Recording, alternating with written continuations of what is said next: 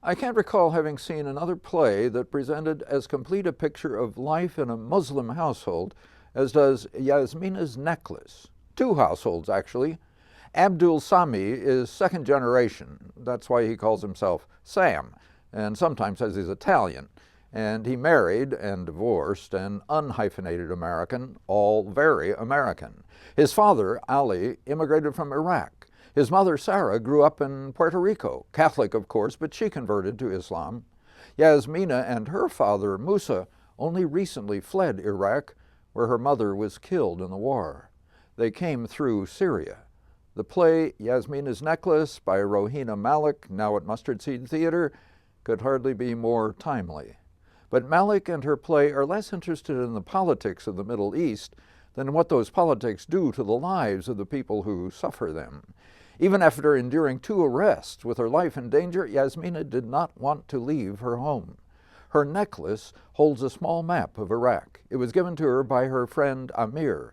The play never makes clear if Amir was more than a friend. She insists he was only a friend, but somehow that relationship, and perhaps it stands in for her relationship with her homeland, as does the necklace, somehow that relationship seems to keep her from committing fully to the love that develops between her and Sam. In their relationship, and in the relationships of Yasmina and Sam to their parents, and of husband and wife, and of one family to the other, and in the frequent presence of the Imam, with good advice and counsel, it reminded me a little of the preachers who always managed to show up at dinner time. In all this, I saw a way of living daily the traditional Islamic faith that's rare on an American stage. I was glad to see it.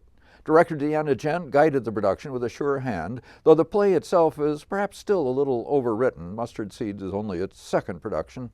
The familiar immigrant and refugee stories can sometimes leave the characters generic rather than individual.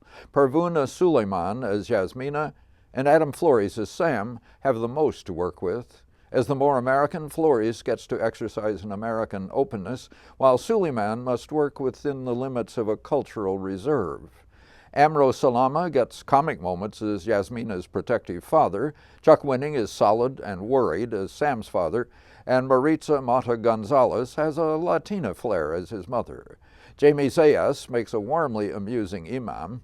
Ethan Joel Isaac plays the mysterious and barely heard Amir.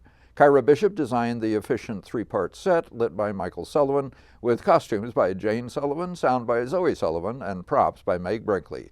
Yasmina's Necklace effectively makes personal the chaos in the daily news. Like you, I am glad to have seen this play, and especially glad to have seen it at this time. Yeah, wow, how could it be more topical?